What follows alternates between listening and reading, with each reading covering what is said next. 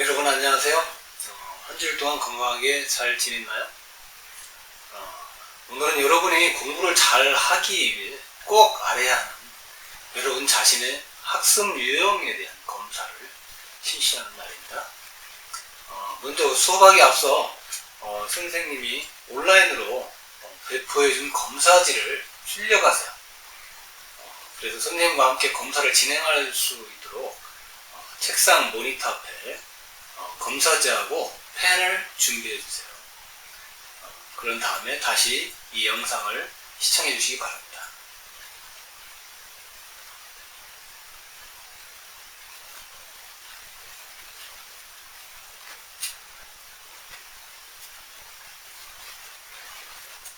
자, 여러분 검사지와 펜이 준비되셨죠?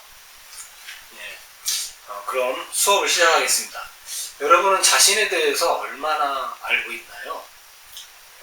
거울을 보면 여러분의 얼굴과 몸, 그리고 외모 등은 잘 볼 수가 있죠. 그래서 외모는 거의 다 잘 알고 있다고 생각하죠. 그런데 여러분이 평소 생각하고 판단하고 또는 좋아하고 어떤 것을 또 싫어하고 또는 공부하고 노는 일에 대해서 모두 무엇에 의해 작용하는지 알고 계시나요? 그렇습니다. 바로 여러분의 머리에 있는 뇌와 또 우리의 신체에 있는 감각들에 의해서 우리가 활동을 하게 되는 거죠. 외모는 거울을 통해서 그래도 알고 있다고 생각하지만 우리의 감각과 머리의 뇌 능력이나 성향에 대해서는 막연한 느낌만 있지 여러분도 잘 모르고 있습니다. 그건 선생님도 마찬가지죠. 자, 혹시 병원이나 심리상담소 같은 곳에서 여러 가지 검사를 통해 여러분 IQ 아시죠? IQ나 성격, 심리 등을 알아본 친구들도 아마 일부 있을 겁니다. 자, 오늘은 그런 검사들과는 다른 것으로 검사를 통해서 우리 머리에 여러분 그림으로 예전에 혹시 보신 적이 있겠죠? 머리에 보면 뇌가 있는데 그 뇌가 이렇게 반해서 좌뇌, 우뇌로 나눠져 있죠. 이 좌우뇌가 어떻게 발달했고 주로 우리가 생활하고 공부할 때 어떤 쪽을 자주 사용하는지, 그리고 우리의 주요 감각인 시각과 청각 그리고 운동감각 중에 우리가 주로 어떤 감각을 많이 사용하는지를 알아보고 그 결과를 통해서 나 자신을 또 이해하게 되고요. 적합한 공부 방법도 한번 찾아보고 또 우리의 꿈, 진로에 대해서도 생각해보는 시간을 갖겠습니다. 이 검사를 다 하고 나서 결과에 대한 선생님의 설명을 들으면 아마 여러분은 선생님이 점쟁이 되셨나요? 하고 생각할 수도 있어요. 물론 수학이나 물리처럼 정확한 수치로 나타나는 것은 아닙니다만 여러분의 적성, 성격, 학습 유형에 대해서 매우 정확성을 갖고 있는 과학적인 검사입니다. 여러분의 검사 결과를 보고 나면 정말 재밌는 검사라는 생각을 하게 될 거예요. 그럼 오늘 수업은 먼저 이제 검사에 대해서 잠깐 설명을 하고요. 그 다음에 지금 여러분 앞에 가지고 있는 검사지가 두 가지죠. 이 두 가지를 실시할 예정인데요. 첫 번째는 좌우 뇌발달 성향 검사를 실시하고, 두 번째로는 우리의 주요 감각인 시각, 청각, 운동감각 발달 성향을 알아보는 검사를 진행하겠습니다. 거기 영어로 VAK 검사라는 것이 바로 이 감각 검사가 되겠습니다. 그리고 마지막으로 여러분과 검사 결과를 종합해서 각각의 결과에 대해서 여러분의 적성과 성격, 학습 유형을 설명해주고 그에 따른 공부 방법과 미래에 적합한 직업에 대해서 진로 이야기도 함께 이야기해줄 예정입니다. 자, 그럼 먼저 오늘 실시하게 될 검사에 대한 설명을 하겠습니다. 자, 여러분 오늘 검사 검사는 아까 두 가지라고 이야기했죠? 적성, 성격, 합숙 유형 검사인데 요 두 가지 검사를 통해서 종합해서 설명을 하게 되면 여러분의 적성과 성격, 학습 유형이 나오게 됩니다. 그래서 이 검사를 두 가지 하는데요. 먼저 아까 이야기한 좌우의 성향 검사가 있죠? 그걸 한번 봐주실래요? 좌우의 자가 평가 진단표라고 되어 있습니다. 거기 날짜하고 이름하고 다 쓰게 되어 있고요. 총 50문제로 되어 있죠? 50문제로 되어 있고 여기에 맞는 것에 동그라미 표현을 하는 겁니다. OX가 아니고 읽어보고서 이따 선생님하고 하나씩 읽어보면서 맞으면 동그라미하고 안 맞으면 그냥 지나가시면 됩니다. 이 검사를 소개하면 말 그대로 좌하고 좌뇌하고 우뇌하고 어디를 주로 사용하느냐 그 검사인데요. 여기 보시면 우리 영상에 보시면 인지처리 방법이라고 되어 있죠. 네, 우리 좌뇌하고 우뇌는 서로 인지처리를 하는 감각을 통해 들어오는 어떤 정보 내용에 대해서 처리하는 방법이 다릅니다. 성향이 조금씩 다르죠. 특히 여기서 말하는 좌뇌는 선생님이 지금 표시를 하고 있죠. 이렇게 순차 처리를 작업을 주로 합니다. 논리적이고 수학 문제를 푸는 것이요. 체계적이고 이러한 일을 주로 담당하는 게 좌뇌라고 할 수 있고요. 그 다음에 우뇌는 여러 가지 일을 동시에 여러 주변의 친구들이나 본인들 한번 생각해 보세요. 나는 한 가지 일을 해놓고 그 다음에 다른 일을 할 수 있는 사람이 있는 반면에 어떤 사람은 동시에 두세 가지 일을 같이 하는 경우가 있습니다. 그래서 동시에 두세 가지를 같이 처리하는 친구를 동시처리형이라고 하는데요. 이런 친구들은 우뇌가 발달한 친구들입니다. 그리고 꼭 하나 하는 과정에서 다른 거는 못하는 친구들도 있어요. 꼭 하나 이걸 마무리해야만 다음 거를 실시할 수 있는 그런 친구들은 좌뇌가 발달해서 주로 활용을 하고 순차 처리한다고 하죠.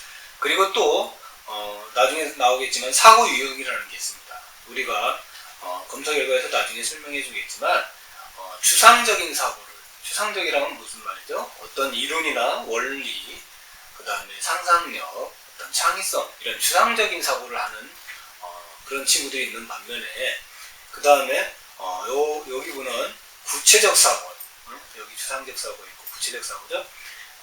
어떤 시각과 어떤 청각 등에 의지하고 해서 꼼꼼하게 하나씩 내가 직접 경험하고 보고 확인해야만 하는 그런 생각을 하는 사고를 하는 유형들이 있습니다. 그래서 이 좌우뇌 성향 검사는 인지 처리를 순차적으로 하느냐, 동시 처리하느냐, 또는 사고 유형을 추상적으로 하느냐, 아니면 구체적으로 하느냐.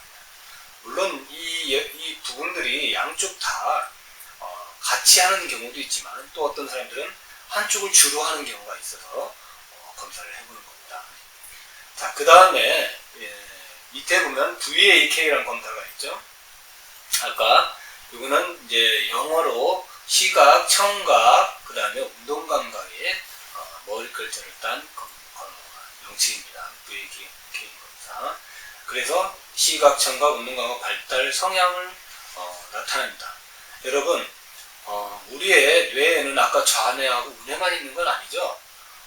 우리의 후두엽이라고 해서 뒤에 있는 뇌도 있고 측두엽, 양쪽 머리 있고 대뇌 뒤에 중간에 있는 두정脈이라는 곳이 있습니다. 자, 요 VAK 검사는 이것도 뇌하고 관계가 있습니다. 우리가 시각은 눈으로 보고 청각은 귀로 듣고 운동은 전 신체에서 다 느끼는 거예요, 근육으로. 하지만 이거를 종합하는 뇌는 각각 부위가 다릅니다. 그래서 시각 같은 경우는 우리의 뇌에 보면 후두엽에서 머리 뒤통수 쪽에 있죠. 여기에서 우리가 눈으로 보는 시각 정보를 이 통로를 통해서 뒤에 있는 후두엽에서 관장을 합니다. 그래서 시각 정보가 발달한 사람들은 후두엽이 잘 발달했다는 것이고요.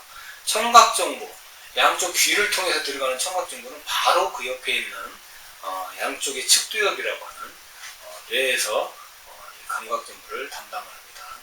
그 다음에 운동 감각은 온 몸에서 신경이 다 이렇게 올라오지 않습니까? 운동 감각이. 그러면 우리 머리에 정수리 부분, 정수리 가운데 있죠? 이 정수리 부분에 거기를 두정엽이라고 하는데 이 두정엽에서 운동 감각을 총괄하고 모든 부분을 갖다가 담당을 하고 있죠. 그런데 우리가 나중에 검사 결과를 보면 아시겠지만 시각, 청각, 운동 감각을 다 사용을 합니다. 그렇죠? 뭐 어떤 것만 하고 어떤 건 안 하고 그러지 않지 않습니까? 건강한 사람들의 경우.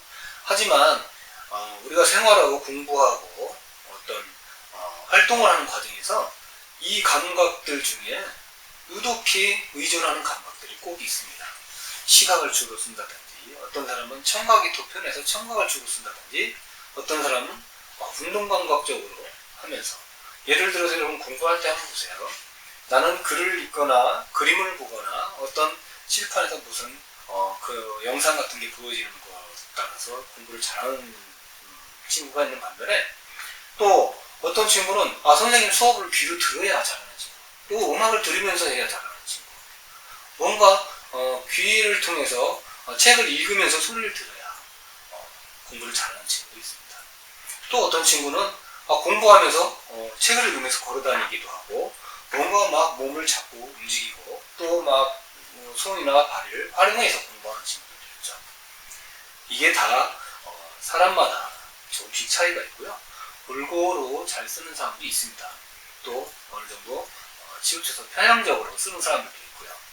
그래서 요 좌우의 성향검사, 인지처리 방법, 요 인지처리 방법과 방법에 따른 순차 동기처리, 그리고 사고 유형에 대한 추상적이고 구체적인 사고, 그 다음에 우리의 감각 검사를 통해서 요 두 가지를 종합해서 여러분들의 적성과 성격 그리고 학습 유형을 종합해서 분석해 줄 겁니다.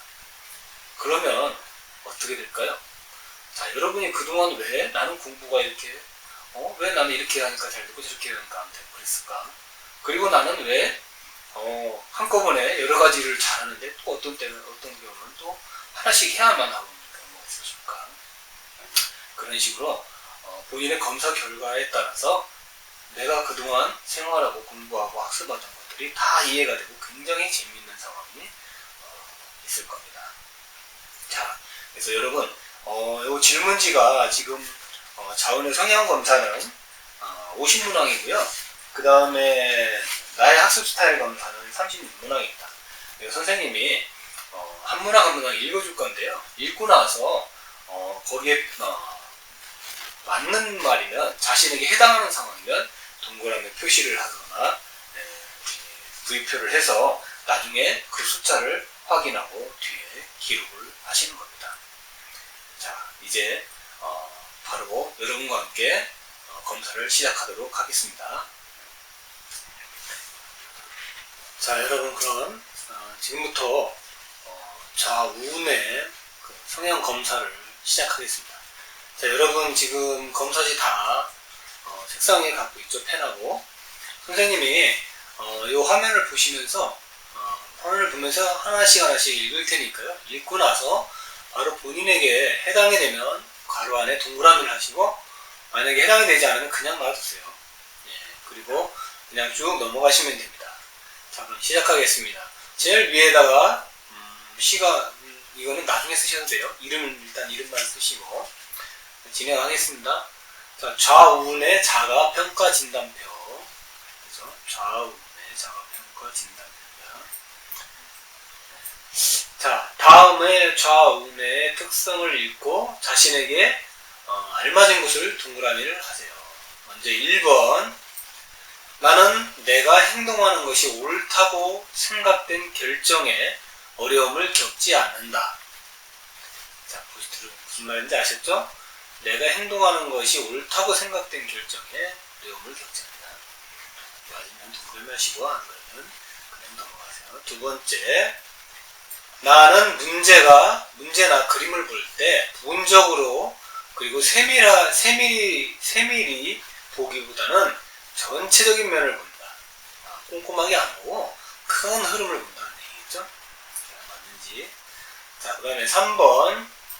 나는 쓰여진 지시에 따라 잘 따르고 쓰고 말하기를 더 좋아한다.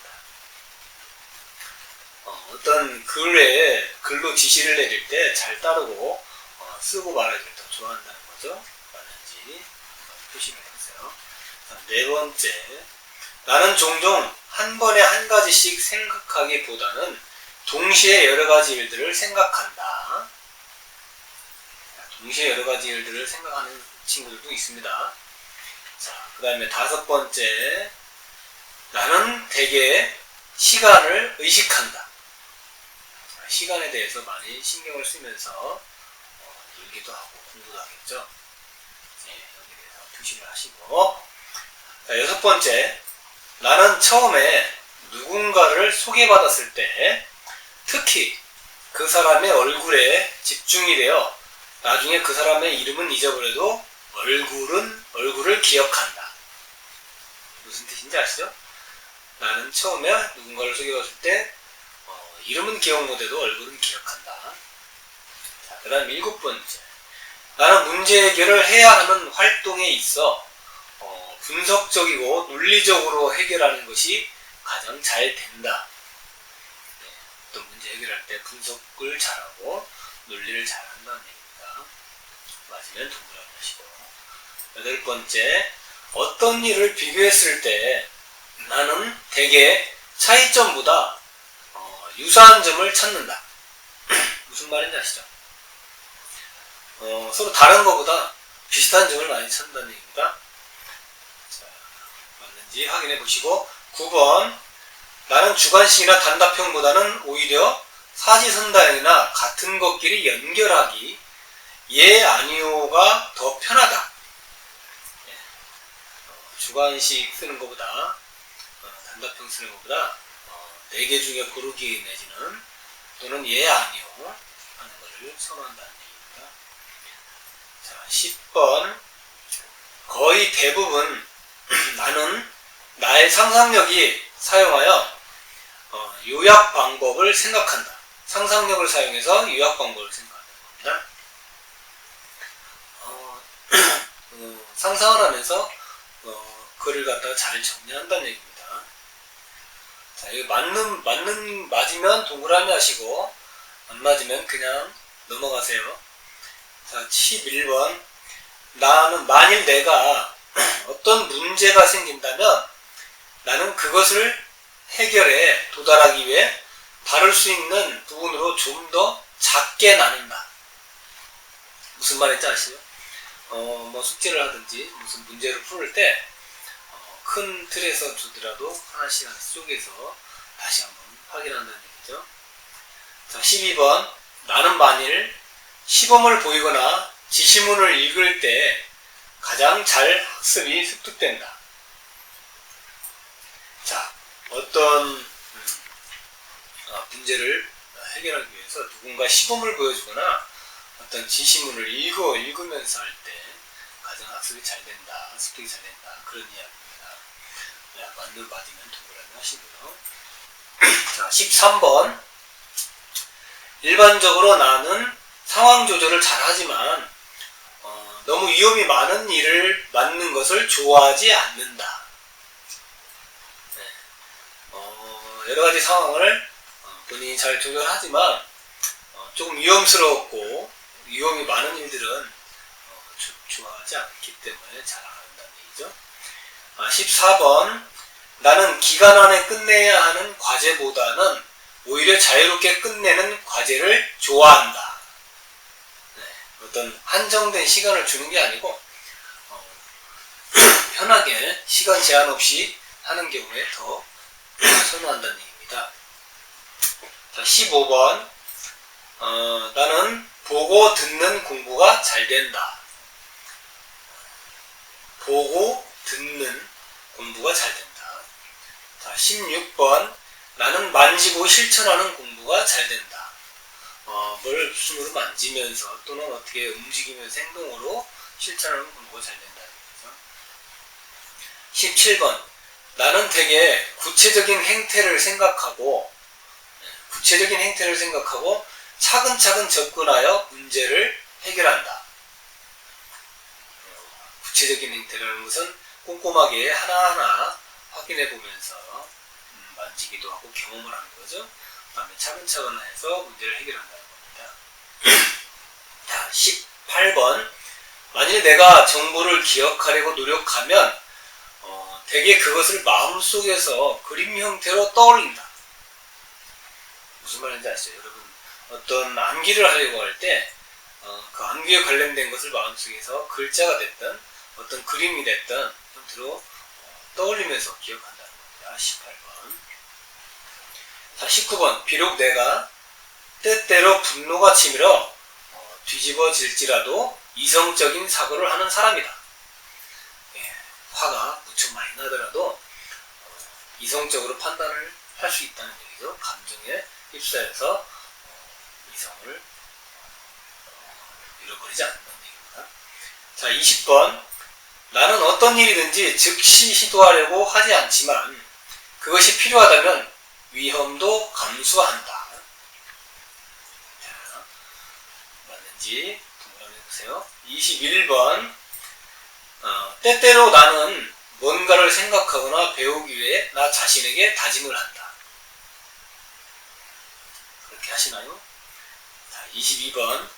나는 내 감정이 맘대로 하도록 내버려 두면 다소 감정적으로 하는 경향이 있다. 감정적으로 하는 친구들도 있죠? 23번. 나는 직관적인 근거보다는 오히려 지적인 근거로 문제를 풀어나간다. 좀 어려운 말이죠? 직관적이라는 건 우리가 감각적으로 순간적으로 이렇게 느끼는 상황입니다. 감각적으로 떠오르는 걸 얘기하고요. 그 다음에 지적인 거는 머릿속에서 어떤 상식이나 지식에 근거해서 생각을 통해서 문제를 해결한다는 겁니다. 그래서 이런 감각적인 거냐 아니면 지식적인 거냐 맞는지 보십시오. 24번. 사람들은 나에게 창의적, 뭔가를 잘 만들어내는 거죠. 창의적인. 내가 창의적이라고들 말합니다. 여러분이 창의적인지 아닌지 판단을 해서 여기다 표시를 하시기 바랍니다. 자, 25번. 나는 한 번에 한 가지씩 일을 생각하는 것을 더 좋아한다. 한 가지씩 하는지, 한 가지 이상 되면은 답답하다, 힘들다 이거죠. 26번. 나는 즉흥적인 방법으로 행동하는 것을 좋아한다. 여러분 그런가요? 자, 받으시면 동그라미 하시고. 나는 계획해서 일하는 것을 좋아하고 그 시간에 무엇이 진행해야 할지 알고 있다. 계획성 있게 활동하는 친구들 말합니다. 자, 28번. 나는 멜로디나 음주를 쉽게 기억한다. 여러분 음악 좋아하는 친구들이 있죠? 멜로디나 음주를 쉽게 기억한다는 거죠. 자, 나는 대개 나의 감정을 잘 조절한다. 감정 조절을 잘하는 친구들은 여기다 동그라미 하시면 됩니다. 30번. 나는 기하학이나 수학을 말합니다. 지리학을 잘한다. 수학이나 지리학을 잘한다는 겁니다. 지리. 우리 지리라는 건 지도 같은 거 말합니다. 31번. 나는 대개 어떤 정보를 재빨리 그리고 쉽게 회상해낸다. 회상이란 단어는 기억해낸다는 얘기입니다. 어떤 정보나 지식을 쉽게 기억해낸다는 얘기입니다. 32번. 나는 독서나 시를 쓰는 것을 좋아하고 그것이 쉽게 다가온다. 빠지면 동그라미 하시고. 33번. 나는 내가 하고 싶은 것을 할 때 실제로 집중이 잘 된다. 내가 하고 싶은 거 할 때는 집중이 잘 된다.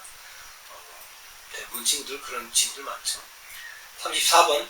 나는 집단 안에서 일을 할 때 나는 다른 사람들의 기분을 의식한다. 친구들하고 같이 뭔가를 같이 과제를 하든 할 때 다른 친구들의 기분을 의식한다는 거죠. 35번. 나는 수학적 개념들을 잘 이해한다. 수학이 잘 이해되는 분들은 동그라미 치시고. 자, 36번. 문제를 풀거나 시험을 볼 때 나는 결론에 다다르기 위해 한 가지 생각에서 다른 생각에 매달린다.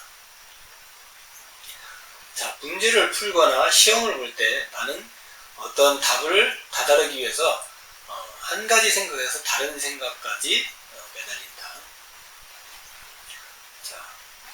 표시를 하시고 37번 나는 새로운 단어, 특히 영어나 영어 단어나 국어 용어들을 쉽게 배운다. 37번 38번 나는 어떤 일을 계획할 때 나는 모든 계획을 세부적으로 세우기보다는 느슨하게 세운다. 여기에 맞으시면 동그라미 해요. 세부적으로 한다는 게 아니라 느슨하게 한다는 겁니다.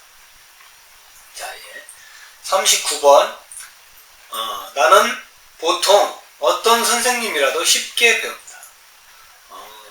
어떤 선생님을 만나도 선생님들의 지도 방법에 쉽게 공부할 수 있다는 얘기입니다. 자, 40번 학급에서 나는 대개 모든 학생들이 할 일을 나도 잘 하고 있다. 나도 잘 할 수 있다는 거죠. 대개 모든 학생들이 할 수 있는 일을 나도 잘 할 수 있다. 오타가 나왔습니다. 미안합니다. 잘 하고 있다. 할 수 있다. 할 수 있다. 대부분 다른 학생들이 할 수 있는 일은 나도 잘 할 수 있다. 41번 나는 매사에 신중하고 세부적인 사항을 잘 기억한다. 신중하고 세부적인 사항을 잘 기억한다. 맞으시면 동그라미 하시고 나는 몇 개의 퍼즐 조각만으로도 그 장소의 전체의 그림을 쉽게 알 수 있다. 자, 몇 개의 퍼즐 조각만으로 그 장소의 전체의 그림을 쉽게 알 수 있다. 43번 나는 뭔가를 통달하기 위해 그것을 반복적으로 연습하기를 싫어한다. 반복적으로 하는 걸 싫어한다는 얘기입니다. 44번 나는 전화보다는 오히려 직접 사람을 만나서 대화하는 것을 좋아한다. 45번 나는 농담이나 농담 중에 뼈있는 말들을 잘 기억한다. 우리가 농담을 이야기하면서 뭔가 뼈있는 말을 하죠. 의미 있는 뭔가 다른 의미를 담고 농담하는 경우가 있죠. 자, 46번 나는 내가 해야 한다고 생각할 때 집중하기가 어렵다. 내가 공부해야 된다고 생각하는데 집중이 잘 안 됩니다. 47번 나는 분명하고 논리적인 방법으로 생각한다. 여러분 생각할 때 논리적이거나 분명하게 생각을 하는 날입니다. 48번 나는 때때로 결론을 내릴 때 내 직관에 의존한다. 직관이란 아까 감각적이고 순간적으로 받아들이는 감각을 이야기합니다. 여기에 의존한다. 자, 49번 나는 기본적으로 그날을 일상적으로 똑같이 보낸다. 매일 특별히 다르지 않게 일상적으로 그냥 루틴하게 보낸다는 얘기입니다. 자, 50번 나는 이따금 내가 책에서 봤던 것과 같은 것을 기억한다. 책에서 봤던 것과 같은 것을 기억한다. 그러니까 지식을 잘 떠올린다는 얘기기도 합니다. 자, 여기까지 여러분 다 표시를 하셨죠? 자, 그러면 다 표시하신 분은 지금부터 요 50번까지 숫자인데 짝수와 홀수가 있죠. 여러분 짝수 홀수 잘 아시죠? 13579는 홀수고 24680 짝수입니다. 그래서 홀수는 홀수대로 숫자를 세고 짝수는 짝수대로 숫자를 세서 맨 마지막에 보면 여기 짝수 문항 숫자를 여기다가 적으시고 그 다음에 홀수 문항 개수는 개수입니다. 숫자를 여기다가 적으세요. 그래서 짝수 문항이 많으면 본인이 운의 0이고 그 다음에 홀수 문항이 많으면 잔의 0으로 알고 계시면 됩니다. 해석은 나중에 해드릴게요. 일단 내가 홀수를 많이 나왔는지 짝수가 많이 나왔는지 숫자를 내시고 여기다 기록을 해놓으세요. 그러면 숫자가 5위가 나죠. 점수 차이가 만약에 지금 25문제씩인데 많이 나면 그쪽 성향이 강하다는 이야기입니다. 근데 몇 점 차이냐에 따라서는 나중에 선생님이 설명을 해드릴게요. 그래서 하여간 조금이라도 높다. 한 4문항, 5문항 이상 차이가 난다. 그러면 성향이 있다고 생각하셔도 됩니다. 자, 이제 그거까지 마무리하시고 다음 검사를 진행하겠습니다.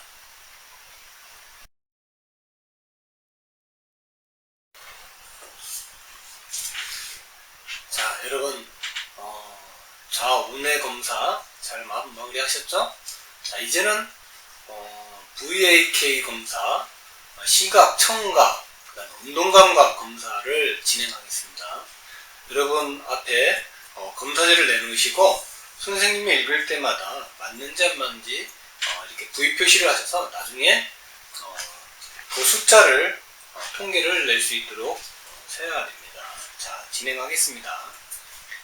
자, 나의 학습 스타일은 하고서 학습 스타일을 하겠습니다. 이 학습 스타일이라는 말은 결국 내가 주로 어떤 감각을 이용해서 공부를 하느냐 그거를 이야기하는 겁니다.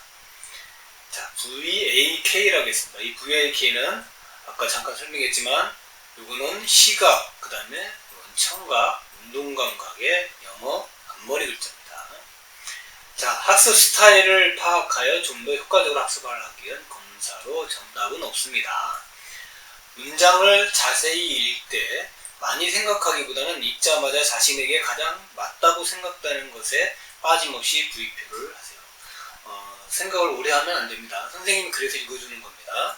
읽고서 바로바로 떠오르는 대로 여기다 체크를 하셔야 됩니다. 자, 그럼 진행하겠습니다, 여러분. 자, 먼저 1번. 나는 쓰게 되면 그것을 더 잘 기억할 수 있다. 손으로 글씨를 쓰면 더 잘 기억한다는 이야기입니다. 자, 2번. 나는 머릿속으로 그림을 떠올릴 수 있다. 머릿속으로 그림을 잘 떠올린다는 얘기죠. 맞으면 요 옆에 표시 밑에다가 쭉 표시를 해주세요. 아니면은 표시 안 하고 그냥 넘어갑니다. 3번. 나는 읽고 들을 때 메모를 많이 한다. 나는 읽고 들을 때 메모를 많이 한다. 4번. 말하는 사람을 보게 되면 내가 도움이 된다. 집중이 잘 되기 때문이다. 누군가 말을 하고 있으면 잘 들린다는 얘기입니다. 그러면 표시를 하시고. 자, 5번. 주변에서 소음이 있으면 그 사람이 말하는 것이 무엇인지 나는 이해하기 힘들다. 자, 누군가 이야기하고 있는데 옆에서 시끄럽습니다. 그러면 그 이야기하는 게 잘 안 들린다는 얘기죠. 그 얘기입니다. 다음 6번. 조용한 곳에서 공부하는 게 내게는 더 편하다. 공부할 때 조용한 곳을 좋아한다는 얘기죠. 좀 떠들고 소음이 있으면 공부가 안 된다는 얘기입니다. 자, 7번. 지도, 차트, 그리고 그래프를 이해하는 것은 내게 쉬운 일이다. 자, 여러분 지도를 잘 보거나 그래프를 잘 본다는 얘기입니다. 8번. 내가 읽기와 쓰기에 집중할 때 라디오 소리는 나를 방해한다. 읽거나 쓰기를 하는데 라디오 소리 들리면 나를 많이 방해한다는 거죠. 자, 맞으면 표시를 하시기 바랍니다. 9번. 시험을 볼 때 정답이 교과서의 몇 페이지에 있는지 보인다. 기억력이 대단한 거죠. 공부를 열심히 한 거고요. 자, 10번. 나는 오래전에 들은 농담을 다시 말하려 해도 기억할 수 없다. 기억력이 조금 그렇게 특별히 좋지는 않다는 얘기도 합니다. 11번. 예를 들어 전화번호 같은 새로운 것을 기억하려고 시도할 때 머릿속으로 그림을 떠올리면 내게 도움이 된다. 어떤 걸 기억할 때 그림으로 떠올린다는 얘기죠. 자, 12번. 내게 매우 좋은 생각이 떠오를 때 나는 바로 그것을 써야 한다. 그렇지 않으면 그것을 금방 잊어버릴 것이다. 맞나요? 13번. 나는 읽을 때 머릿속으로 그 단어들을 귀 기울이거나 큰 소리로 읽는다. 자, 글을 읽을 때 큰 소리를 읽는다는 겁니다. 단어들을 생각하면서 귀로 들으면서요. 자, 14번. 나는 뭔가를 더 잘 이해하기 위해서는 그 일에 대해 토론을 해야 된다. 그냥 읽는 것으로 하는 게 아니고 토론을 통해서 할 때 더 잘 이해가 된다는 겁니다. 15번. 나는 나 스스로가 지시사항을 읽어야 하는 것보다 누군가 나에게 무엇을 어떻게 해야 하는지 말해주는 것을 더 좋아한다. 지시사항을 직접 눈으로 읽는 것보다 말하는 게 더 좋다는 얘기입니다. 나는 교재를 읽는 것보다 강의나 테이프를 듣는 것을 더 좋아한다. 책을 읽는 것보다 강의나 테이프 듣는 것을 더 좋아합니다. 맞으면 표시를 하시고. 17번. 나는 비록 내 머릿속이 우울하거나 창밖을 빤히 쳐다보고 있을지라도 말하는 이의 지시를 쉽게 따를 수 있다. 내 머릿속이 우울하거나 창밖을 빤히 쳐다보고 있을지라도 말하는 이의 지시를 쉽게 따를 수 있다. 다른 일을 하면서 누군가 말을 하면 그 지시를 따른다는 얘기네요. 18번. 나는 사람들이 어떻게 생겼는가 보다 그들이 말한 것이 무엇인가를 더 잘 기억한다. 어떻게 생겼는지 신경 쓰지 않고요. 그냥 말한 것을 잘 기억한다는 겁니다. 17번. 나는 다른 사람과 함께 큰 소리로 공부할 때 그 내용을 더 잘 기억한다. 나중에 표시하시고. 연관되는 20번. 연관되는 형상이나 그림을 머릿속에 떠올리는 게 내겐 어려운 일이다. 어떤 형상이나 그림을 떠올리는 게 어렵다는 겁니다. 21번. 숙제할 때 혼자서 중얼거리면 도움이 된다. 입으로 중얼중얼하면서 수업하면 도움이 된답니다. 22번. 새로운 것을 배울 때 나는 그것에 관한 정보를 듣고 나서 관련 기사를 읽고 마지막으로 직접 하는 것을 더 좋아한다. 자, 관련 정보를 들었어요. 그리고 나서 또 기사를 읽었어요. 근데 마지막으로 직접 하는 것을 또 좋아한다. 어떤 걸 배울 때 직접 배워야 된다는 얘기죠. 듣고 읽었어요. 23번. 나는 다른 것을 시작하기 전에 먼저 일부터 완성시키는 것을 좋아한다. 네, 어떤 것을 먼저 완성하고 다른 것을 시작합니다. 24번. 특별한 성적 관리를 위해서 나는 쓰는 것보다 녹음된 테이프를 보고하는 것을 더 좋아한다. 녹음된 테이프를 듣는 거죠. 듣고 하는 것을 더 좋아한다. 자, 쓰는 것보다 녹음 소리를 듣는 걸 더 좋아한다. 25번. 나는 지시사항을 읽거나 귀 기울이는 것을 좋아하지 않는다. 차라리 바로 시작하는 게 더 낫다. 자, 어떤 거를 읽거나 신중하게 이렇게 듣는 것보다 바로 그냥 행동으로 하는 걸 더 낫다고 합니다. 26번. 나는 음악을 틀어놓으면 공부를 더 잘한다. 음악 들으면서 공부하는 친구들도 있습니다.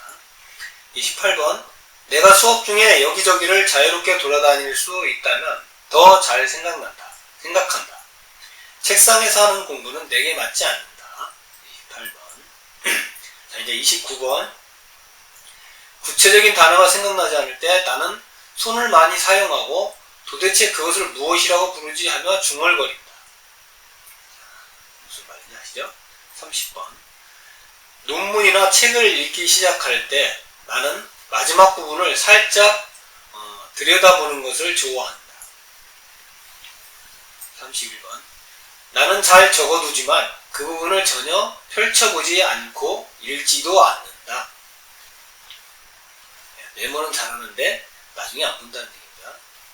32번. 나는 책상과 공책은 어질러져 있지만 나는 물건들이 어디에 있는지 안다. 우리 그런 친구들 많죠. 33번. 나는 셈을 할 때 손가락을 사용하고 책을 읽을 때 입술을 움직인다. 자, 어떤 말인지 아시죠? 말이면 체크를 해주세요. 자, 여러분. 자, 그럼 34번. 나는 내 일을 교정하는 것을 싫어한다. 누군가 내 일을 다시 수정하라고 얘기하든지 바꾸려고 할 때 말하는 거죠. 35번. 나는 수업 시간에 공상에 잠긴다. 36번. 특별한 성적 관리를 위해서 보고서를 쓰는 것보다 프로젝트를 만드는 것이 낫겠다. 어떤 문서로 보고서 작성하는 것보다 자료를 가지고 차라리 어떤 내가 기획을 해서 계획서를 작성하는 게 낫다는 얘기죠. 자, 좀 다른 문제입니다. 보고서는 그냥 자료를 갖다가 정리하는 정도고요. 프로젝트는 내가 기획해서 창의적으로 어떤 일을 해내는 것을 말합니다. 그래서 지금 36번까지 다 해결했습니다. 자, 이제 여러분 여기서 지금 칸의 밑에 맨 마지막에 보면 각 그 번호 순서대로 개수를 세어보세요. 몇 개 체크가 됐는지. 그래서 1번에서 12번까지 개수를 쓰시고 13번에서 23번까지, 24번까지 25번에서 36번까지 개수를 세서 각각 이렇게 이 빛란에 적으시면 됩니다. 여러분 이제 여기다 다 기록하시면 1번부터 12번은 여기가 시각적 검사를 하는 라인입니다. 그래서 맨 밑에 이제 학습 시각을 많이 쓴다는 얘기고요. 다음에 13번부터 24번은 청각, 25번부터 36번은 운동감각입니다.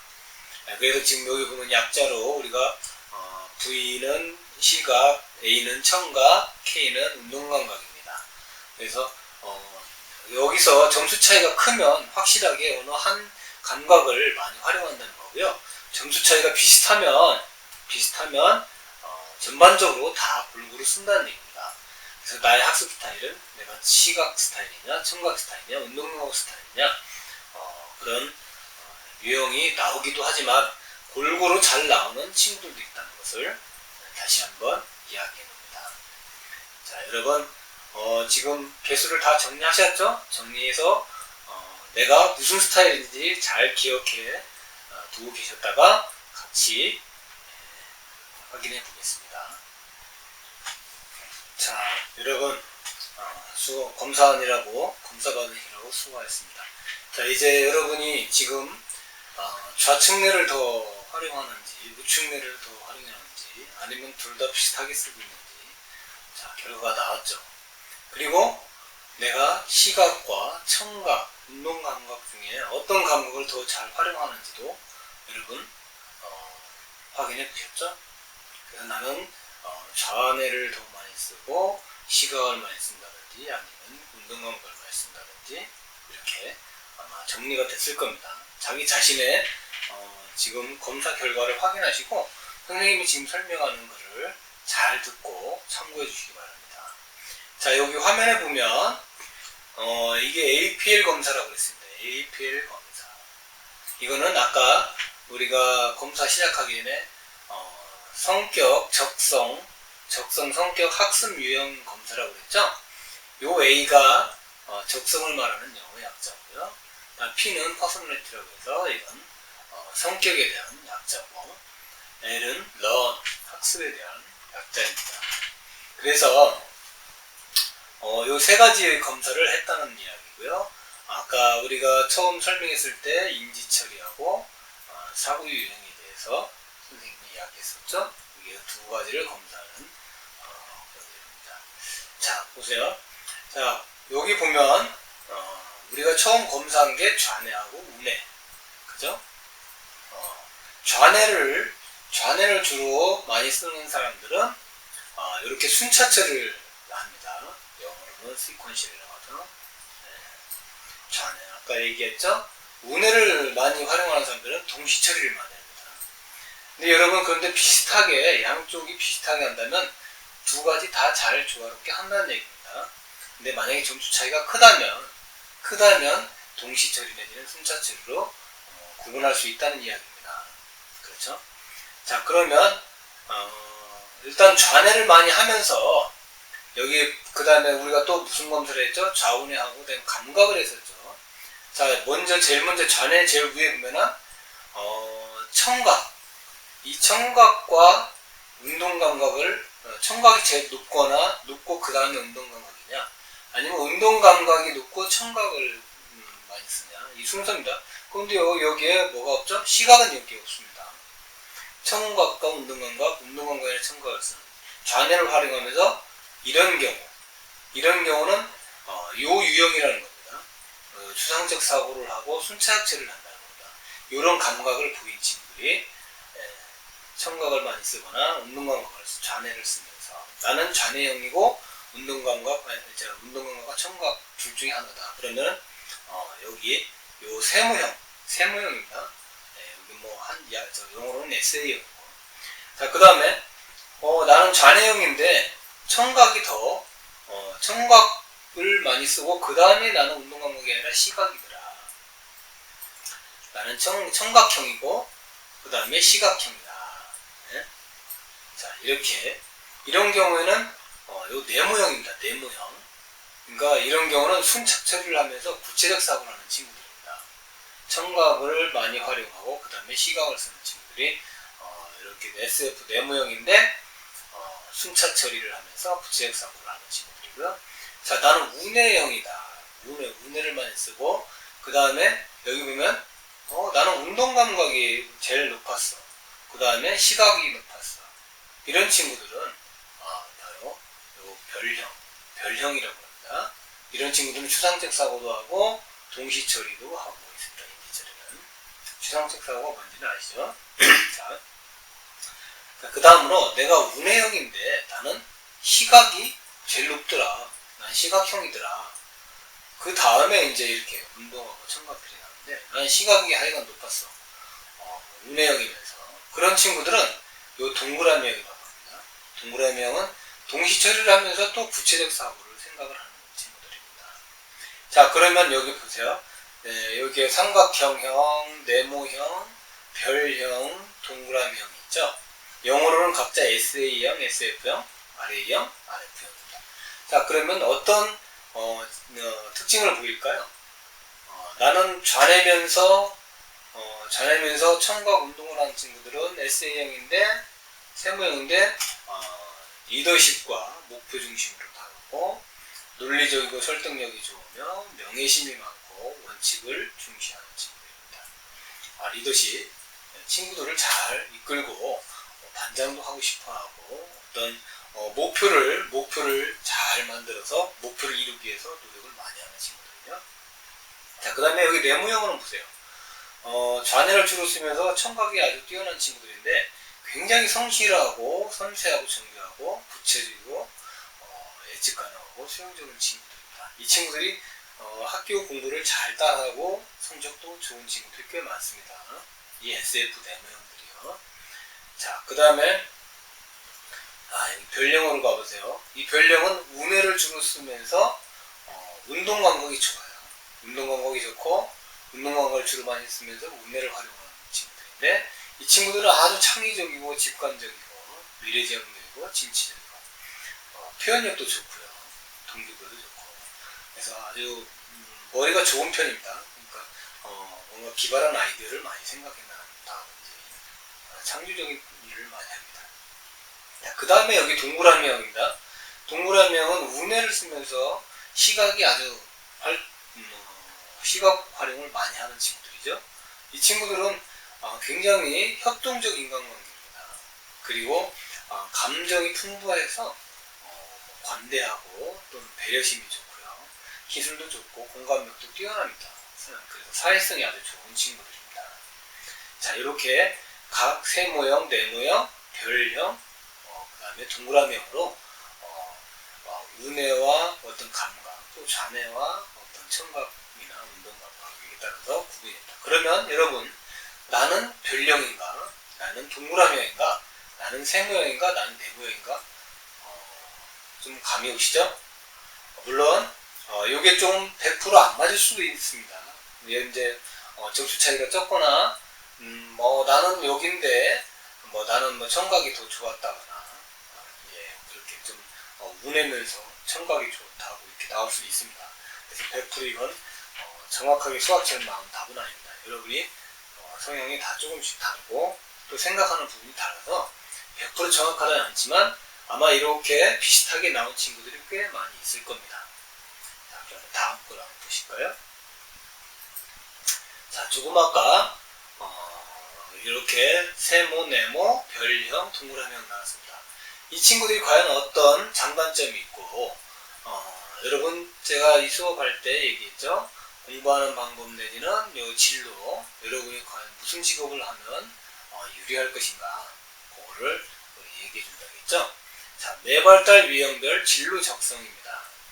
자, 아까 얘기한 세모형 좌뇌형이었죠. 좌뇌하면서 운동과 청각을 골고루 쓰는 친구들. 자, 이 친구들은 장점이요. 리더십 있어요. 목표를 잘 만들고 목표 중심으로 논리적이고 명예가 있습니다. 그 다음에 원칙을 중요시하고 행동조절 설득력, 추진력이 아주 좋은 친구들이죠. 이렇게 아주 장점이 많습니다. 그런데 단점은 뭘까요? 이타심이 좀 부족하고 공감 능력이 좀 떨어지기도 하고요. 아주 독자적으로 일 처리를 합니다. 혼자서 일하는 일 좋아합니다. 그러다 보니까 협동심이 다소 부족한 경우도 있습니다. 약간 자기가 끌고 가려고 하고, 여기 리더십 좋아서 그렇죠. 자, 이런 친구들은 무슨 일을 하면 좋을까요? 행정가, 매니저, 그 다음에 감독, 병원, 그 다음에 CEO, 경영자, 정치인, 법률가, 정치하는 사람들, 그 CEO라는 건 기업의 오너죠.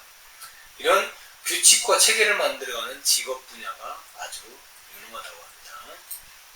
자, 이 세무형들 아주 리더십과 목표 중심적으로 가는, 그리고 논리적이고 원칙 중시하고 설득력 있고요.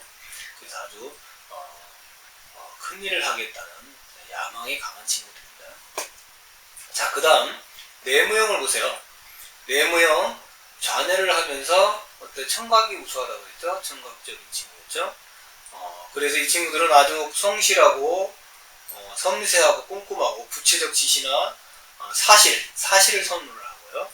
가능한 환경 선호, 그 다음에 수용적 지시에 잘 따릅니다. 자, 그런데 이렇게 꼼꼼하고 하면서 공부도 잘하는 친구들인데 이 친구들에게도 단점은 있죠.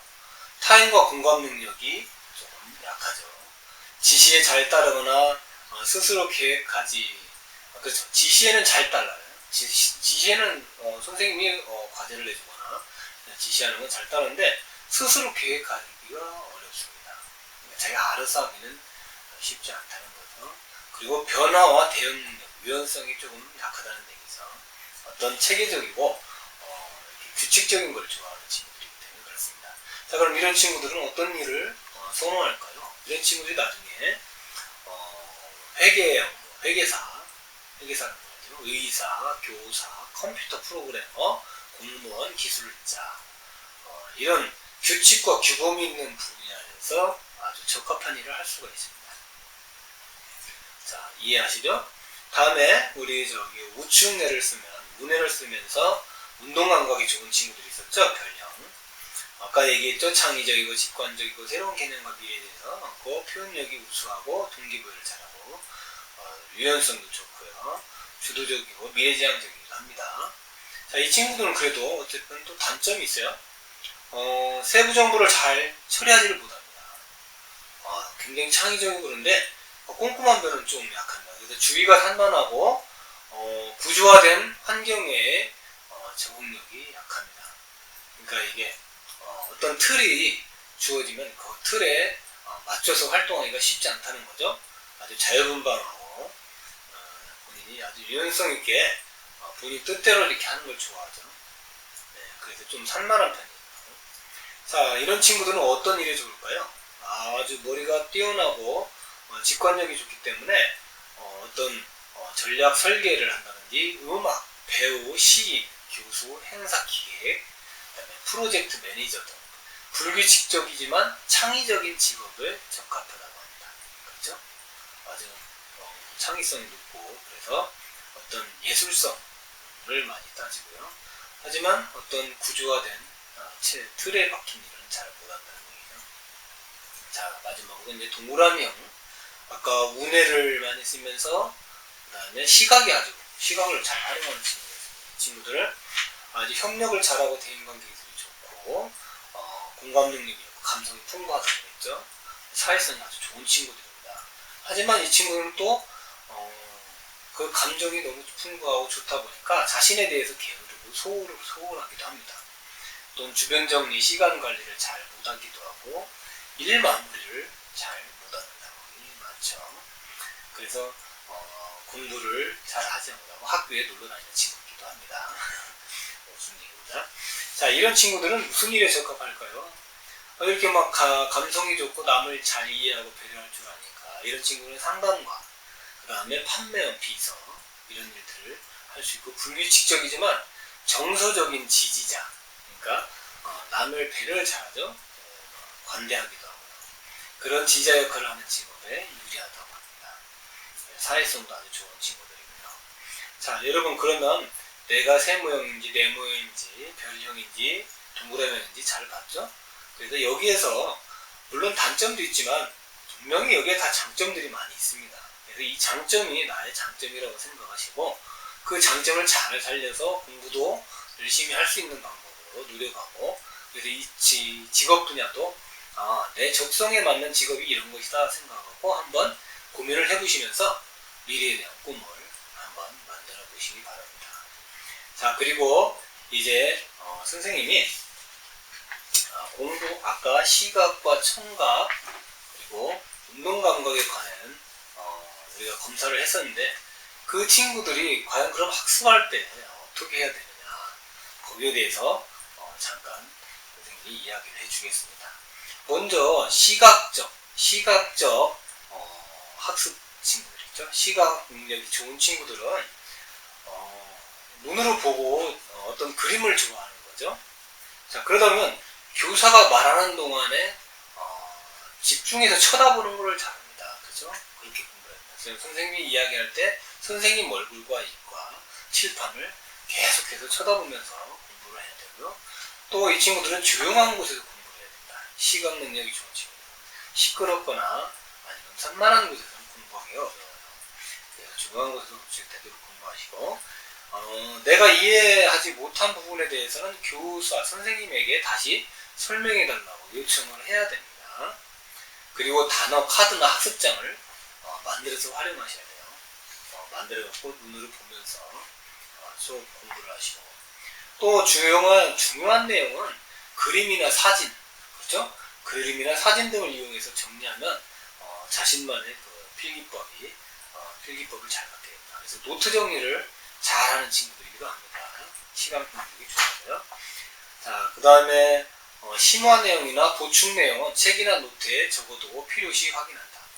그렇죠? 여러분, 이 친구들은 또 노트를 잘합니다. 그래서 이런 책이나 어떤 여러분 자습서에 있는 내용들을 노트에다가 중요한 내용을 다 옮겨 적으면서 확인을 하셔야 되겠죠? 그리고 공부하기 전에 상세한 나의 목표를 설정해서 해놓고요. 그것을 내 앞에 붙여놓는 거죠. 눈으로 봐야 됩니다, 목표를. 그냥 듣고 그냥 넘어가면 여러분들은 시각적 학습자들은 금방 잊어버리고 신경을 못 씁니다. 특히 눈으로 들어오는 자극에 강하기 때문에 여러분들 목표, 나는 내가 몇 등 하겠다, 나는 몇 시부터 몇 시까지 공부하겠다, 또는 어떤 계획 같은 걸 이렇게 책상 앞에다가 써서 붙여놓는다든지 아니면 계속 수시로 노트를 기록한다든지 하면 여러분한테 공부할 때 많은 도움이 될 것입니다. 자, 그 다음에 두 번째로는 청각 능력이 좋은 친구들, 귀로 듣는 걸 좋아하는 친구들이죠. 이 친구들 공부 방법은 크게 떠들고 정보를 들으면서 그 친구와 함께 묻고 답하는 형식으로 공부하는 게 많은 도움이 될 겁니다. 그래서 소리내서 책도 읽어야 되고요. 눈으로만 읽으면 공부 안 됩니다. 이 친구들은 소리내서 책을 읽어야 공부가 잘 됩니다. 그리고 교실 수업 내용을 녹음하거나 녹음 테이프에 수업한 내용을 녹음해서 들으면서 공부하면 아주 또 잘 됩니다. 무슨 말인지 아셨죠? 내가 직접 읽어서 녹음해서 다시 들으면 또 공부가 잘 되기도 하고요. 그래서 공부하기 전에 상세한 나의 목표를 설정하고 그것을 큰 소리로 말하면 또 도움이 됩니다. 여러분들은 듣는 것을 좋아하기 때문에요. 그 다음에 필기는 서술형으로 정리하세요. 서술형으로. 그냥 선생님이 말하는 대로 그냥 쭉 적어 나가시는 거. 요약하는 것보다 그냥 서술형으로 정리하는 걸 하는 것이 도움이 되고요. 그리고 생각한 것을 다른 말로 다시 써봐야 됩니다. 말로. 내가 생각을 했죠? 그러면 내가 이렇게 해야지, 저렇게 해야지 하고서 말로 다시 한번 이야기를 하는 겁니다. 그렇게 할 때 여러분이 더 학습 효과가 뛰어난다. 암기할 때도 물론 당연히 말로 하면 더 암기가 잘 됩니다. 아셨죠? 다음부터는 마지막으로는 우리 이제 운동 감각이 좋은 친구들 학습 방법 이야기 드릴게요. 뭔가 기억하려고 스스로 암송하는 동안 주위를 왔다 갔다 하거나 건넨다. 이런 친구들은 운동 감각이 좋아서 공부할 때도 움직이면서 공부하면 효과가 좋습니다. 가만히 앉아서 하면 더 힘들어합니다. 그래서 운동 감각을 주로 활용하는 친구들은 움직이면서도 공부를 얼마든지 할 수 있습니다. 그리고 집에 있을 때는 대를 깔거나 누워서 공부하고 또는 음악을 틀어놓고 공부하기도 합니다. 그렇죠? 음악 들으면서도 하고 누워서도 하고요. 그리고 만일 고정된 자전거가 있다면 페달을 밟으면서 책을 읽기도 합니다. 집에 왜 요즘에 운동기구 있죠? 부모님이 하시는 그 자전거 페달, 그거로 하면서도 공부를 하는 거죠. 책도 읽고요. 그 다음에 공부할 때 필요하다면 자주 쉬어도 되고요. 또 그리고 나서 곧바로 또 공부하고, 적당한 일정 공부 시간은 한 20분에서 30분 정도 공부하고 5분 정도 쉬는 겁니다. 우리 그 중학교 우리 친구들 요 쉬는 시간을 보통 우리가 수업 시간이 45분이지만요. 여러분이 집중할 수 있는 가장 적당한 시간은 25분이라고도 합니다. 물론 사람마다 개인 차이가 있습니다만 25분 정도 하고 5분 쉬고 25분 하고 5분 쉬고 하는 공부 방법을 하면 훨씬 효과가 좋다고 합니다. 자, 어떤 정보를 기억하려고 할 때 눈을 감고 책상이나 카페 위에서 손가락으로 그 정보를 호응해 써본다. 자, 운동감각 좋아하는 친구입니다. 운동감각이. 그러면 이렇게 나는 뭐 어떻다 하고서 손을 써가면서 공부하는 거죠. 네, 그러면 잘 떠오르기도 하고 기억도 잘합니다. 마치 그걸 하듯이 머릿속으로 그 단어를 그려보는 거죠. 그 다음에 손으로 밑줄을 그으며 읽는다. 그 책을 읽을 때 항상 손으로 밑줄을 쭉쭉 그으면서 읽으시면 도움이 되고요. 그 다음에 학습 자료도 직접 다 만드는 거죠. 그래서 몸을 많이 쓰는 겁니다. 우리 운동 감각이 좋은 친구는 공부할 때 가만히 앉아서 눈과 귀로만 하면 효과가 좋지 않습니다. 그래서 온몸을 활용하는 겁니다. 뭐 걸으면서도 하고 이렇게 손으로 쓰기도 하고 아니면 운동하면서도 하고 그렇게 하다 보면 훨씬 좋은 효과를 발휘한다는 걸 선생님께서는 얘기합니다. 자, 여러분 오늘 여러분의 그 두뇌, 뇌의 활용, 좌뇌 우뇌화, 그리고 감각, 시각, 청각, 감각의 활용 검사에 대해서 그 검사 결과와 지금 그 정치적인 해석과 공부 방법에 대해서 이야기했습니다. 자, 여러분은 여러분의 적성하고 성격, 학습 유형 검사 결과가 여러분이 생각했던 거하고 잘 맞는다고 생각하나요? 네. 그리고 선생님이 해석해준 내용들하고 그 본인들의 생활 태도나 생각, 좋아하고 싫어하는 것, 뭐 공부 유형들이 어느 정도 맞는 것 같나요? 위의 검사 결과상 그 좌우뇌가 비슷하게 잘 발달되고 모두 잘 활용하는 사람들도 있습니다. 또한 감각도 시각, 청각, 운동감각 모두 비슷하게 잘 발달되었거나 모두 조금 약하거나 할 수도 있습니다.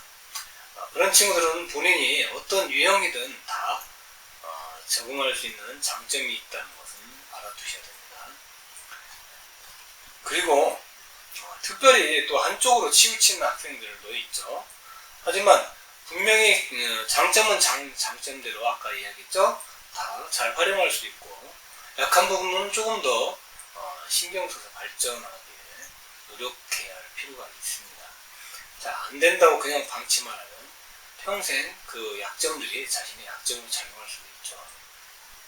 그래서 선생님이 각 유형에 따라 공부 방법과 또 진로에 대해서 이야기해 주는데요. 그렇다고 해서 반드시 그대로만 해야 되는 건 아닙니다. 본인이 무엇이든지 원하는 게 있고 하고 싶은 게 있으면 해보고 자신에게 잘 맞는 방법이 또 가장 좋은 방법입니다. 이 결과대로 가도 되고 이 결과하고 내가 원하는 거하고 다를 수도 있는 거죠. 그죠? 그래서 자, 오늘 여러분하고 학습 유형 검사를 해봤는데요. 여러분 이제는 여러분 자신을 좀 더 잘 이해가 되죠? 그리고 공부 방법도 유형별로 어떻게 해야 할지도 좀 알게 됐을 거고요. 이 검사 결과와 공부 방법들이 앞으로 여러분이 자기주도 학습을 하는데 많은 도움을 줄 거라고 생각합니다.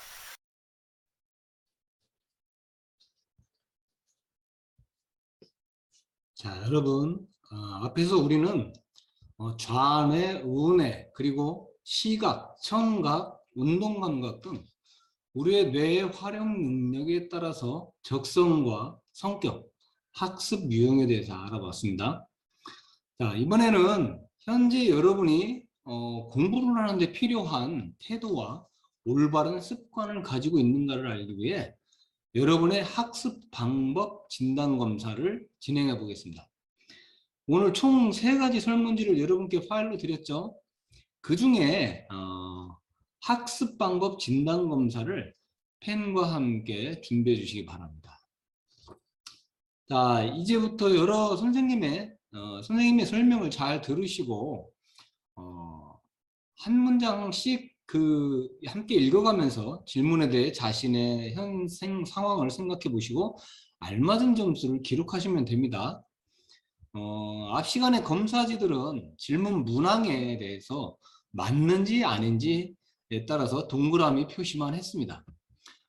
이번 질문지는 질문에 대한 자신의 상황을 5가지로 나눠서 판단하고 점수를 기록해야 합니다. 검사지 상단에 있듯이, 자, 검사지 보시면 여기 상단에 있죠. 전혀 그렇지 않다는 1번, 질문 문항에 대해서요. 여러분이 생각할 때 나는 전혀 그렇지 않다, 또 그렇지 않다는 2번, 또는 반반쯤이다는 3번, 보통 그렇다는 4번, 항상 그렇다는 5번으로 뒤에 있는 답지, 자, 뒤에 잠깐 보여드릴게요. 여기 답지에 보면 A, B, C, D, E, F, G, H까지 있고 번호가 쭉 있죠. 앞에 질문 문항의 번호대로 번호를 읽고 이 번호 순에 맞게 여러분이 생각하는 그 점수를 여기다가 기재해 주시면 되겠습니다. 그리고 선생님과 함께 읽어가면서 모든 문항에 대해서 판단해서 기록하고 나면 진단검사 결과표 이 뒤에 보시죠. 여기까지 다 점수를 기재하고 합계를 다 적으시면 돼요. A, B, C, D 알파벳 순서대로 합계를 적으신 다음에 그 점수를 학습방법 진단검사 결과표에 옮겨 적으시고 각 그래프에다도 표시를 한 후에 선으로 연계해서 그래프를 완성하면 됩니다. 그 후에 각 강점은 어떤 부분들이고 약점은 어떤 부분들인지 평가해서 기록한 후에 여러분과 함께 분석을 해 보겠습니다. 자, 그럼 첫 번째 문항부터 한번 함께 진행해 볼게요. 자, 1번 문항 한번 보시죠. 자, 먼저 1번은 공부를 할 때 다른 생각을 하지 않으면서 열심히 하려고 노력한다. 여러분 공부할 때 여러분 스스로 한번 생각해 보시죠. 얼만큼 집중하고 다른 생각 안 하고 열심히 하려고 노력했었죠. 자, 그런 여러분의 태도에 대해서 전혀 그렇지 않다. 그러니까 열심히 하려고 노력하지 않는다. 그렇지 않다. 또는 뭐 반반쯤이다. 뭐 다른 생각도 하고 또 열심히 하기도 하고 반반쯤이다. 보통 열심히 하려고 한다. 다른 생각 안 하려고 하고, 또는 항상 그렇다. 이렇게 항상 나는 다른 생각 하지 않으면서 열심히 하려고 노력한다. 그럼 5번을 뒤에 기재를 하시면 됩니다. 지금처럼 5가지로 분류해서 뒤에 있는 답지 1번에다가 1, 2, 3, 4, 5번에 해당하는 점수를 기록해 주세요. 자, 그 다음에 2번, 공부를 하기 전에 공부할 양을 생각하고 끝낼 시간을 미리 정한다. 자, 여러분 공부할 때 보통 여러분 어떻게 하죠? 계획을 좀 짜고 그 오늘은 어느 정도까지 공부할지 생각하고 하기도 하죠. 그리고 끝낼 시간을 미리 정하기도 하고 그냥 하기도 하고, 그렇죠. 이 내용에 맞게 내가 양을 계획하고 끝낼 시간까지 미리 정해서 하는지 아니면 그냥 진행하는지 여러분 스스로 판단해 보시고 알맞은 점수를 기재하시기 바랍니다. 그 다음에 3번, 수업이 시작되기 전에 자리에 앉고 수업을 준비한다. 여러분은 수업 종소리가 울리기 전에 자리에 앉아서 준비하고 계시나요? 대부분 학생들이 그렇게 하고 있습니다. 그러나 또 워낙 또 쉬는 시간에 바쁘게 움직이는 친구들도 있죠. 그래서 수업 시간에 수업 대기 시작하기 전에 자리에 앉고 수업을 준비한다도 한번 여러분 생각해 보시고 알맞은 점수를 기재해 주세요. 자, 4번. 책을 읽다가 중요하다고 생각되는 부분은 SQ3R의 자세히 읽기에 맞게 밑줄을 긋거나 표시를 해 둔다. 자, 여러분 공부할 때 책을 읽죠? 교과서를 항상 읽게 되어 있습니다. 그러면 그 교과서를 읽을 때 여기 SQ3R이라고 여러분 혹시 학습 시간에 선생님들께 들어본 경험이 있을 겁니다. SQ3R이라는 건 간략하게 말씀드리면 S는 먼저 한번 훑어보기고요. Q는 질문하기죠. 그 다음에 3R은 꼼꼼하게 자세하게 읽기 또는 암기하기 또 회상하기 뭐 이런 세 가지 종류가 또 있습니다. 나중에 이 부분에 관해서는 여러분 공부 방법의 시간에 갔을 때 선생님이 자세하게 여러분께 설명해 주겠습니다. 자, 여기에서 SQ3에서 자세히 읽기가 있는데 이 자세히 읽기에서는 각 항목을 읽으면서 중요한 부분에서 밑줄을 긋고 이게 메모도 하고 하는 과정입니다. 이렇게 자세히 읽기에 맞게 밑줄을 긋거나 표시를 해둔다. 여러분도 그렇게 하는지 안 하는지 위에 점수에 맞게 체크를 해주시고요. 5번 수업 시간에 공책을 잊지 않고 항상 준비한다. 여러분 공책 노트 항상 준비하고 수업을 하시나요? 그리고 선생님이 수업하시는 과정 전부 다 메모하면서 수업을 하시나요? 한번 여러분 자신이 그동안 해왔던 부분들을 체크해 보십시오. 자, 6번. 공부한 것을 이해하는데 그치지 않고 중요한 것은 반복하여 모두 암기한다. 예, 이 예습 복습을 통해서 중요한 것들을 미리 암기를 해 두시나요? 자, 이 부분도 체크를 해 보세요. 7번. 공부할 때 공부에 방해되는 핸드폰, TV, 컴퓨터 등은 꺼놓고 공부한다. 여러분 그렇게 다 하실 거라고 믿습니다. 만약에 공부하는 과정에서 이렇게 핸드폰, TV, 컴퓨터를 켜놓게 되면은 집중이 안 되겠죠. 자꾸 그쪽으로 손이 가고 눈이 가기 때문에 공부에 집중이 안 되고 원하는 만큼의 공부 양을 달성하기가 어렵습니다. 자, 본인이 어떤 식으로 하는지 항상 이렇게 다 꺼놓고 공부한다면 항상 그렇다. 5번을 기재하시면 됩니다. 자, 공부할 때 어떤 문제가 시험에 나올지 8번입니다. 예상할 수 있다. 자, 글을 읽으면서 여기는 중요해. 이거 시험에 나올 거야 하고 예상할 수 있는지 여러분 스스로 한번 그동안 해왔던 습관을 체크해 보세요. 자, 9번. 숙제가 재미없더라도 일단 시작하면 숙제를 끝까지 다 마친다. 자, 이렇게 하면 여러분들 숙제 금방금방 다 해내겠죠. 네. 보통 여러분들이 공부할 때, 숙제할 때 어떤 식으로 해왔었는지 한번 회상하시면서 1번부터 5번까지 한번 상황을 체크해 보세요. 자, 10번. 놀고 싶은 일이 있더라도 우선해야 할 공부를 끝내놓고 하는 편이다. 평상시에 친구들이 놀자고 하거나 전화가 와서 게임하자고 할 때 나 지금 공부해야 되기 때문에 끝내고 놀자 이렇게 하시는지 아니면 그래 하고 놀고서 다음에 무단 공부를 하시는지 한번 평가해 보십시오. 11번 수업을 들으면서 선생님께서 무엇을 강조하는지 생각하며 듣는다. 와, 이 정도 하면 굉장히 대단한 능력인 것 같습니다. 본인들은 어떻게 하셨는지 학생 여러분도 한번 잘 생각해 보시고 1번에서 5번까지 체크해 보십시오. 12번 책을 다 읽고 난 뒤에 읽은 내용이 무엇인지 요약 정리한다. 여러분 책 읽고서 이렇게 요약 정리해 보신 적 있나요? 이렇게 요약 정리하는 친구들은 대단한 친구들입니다. 한번 생각해 보시고 어느 정도 요약 정리를 하고 지냈는지 한번 생각해 보세요. 13번 공책 정리를 쓰기 전략에 따라 깔끔하게 노트 정리한다. 여러분 노트할 때 쓰기 전략을 혹시 공부해 보신 적이 있는지 모르겠지만 이 쓰기 노트 전략도 다 있습니다. 그 노트 전략에 따라서 깔끔하게 노트 정리를 했는지 한번 생각해 보시고요. 14번 암기할 부분을 읽은 후에 자기 말로 다시 한번 외워본다.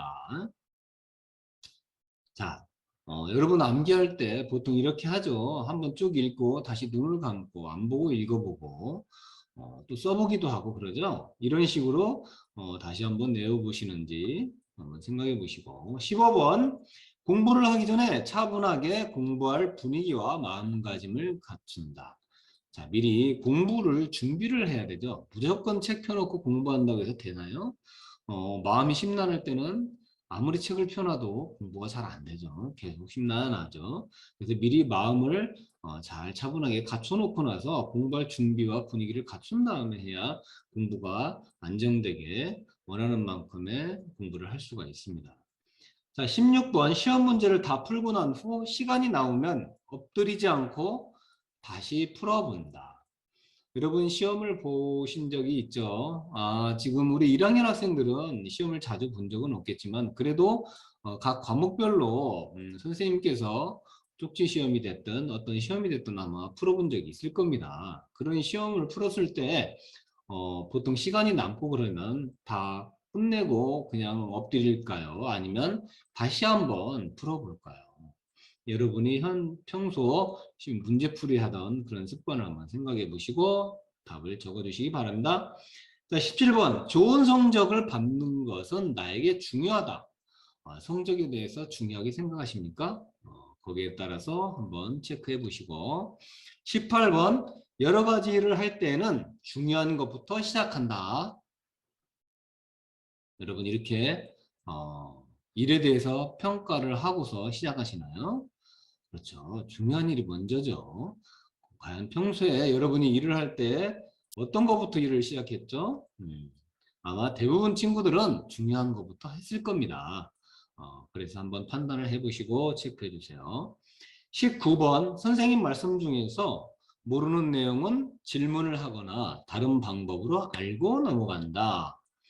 자, 선생님한테 질문할 수도 있죠. 그리고 또 우리가 인터넷을 통해서 찾아볼 수도 있고 책을 다시 한번 읽어볼 수도 있겠죠. 자, 이런 부분에 대해서 나는 그동안 얼마만큼 확인을 하고 넘어갔을까요?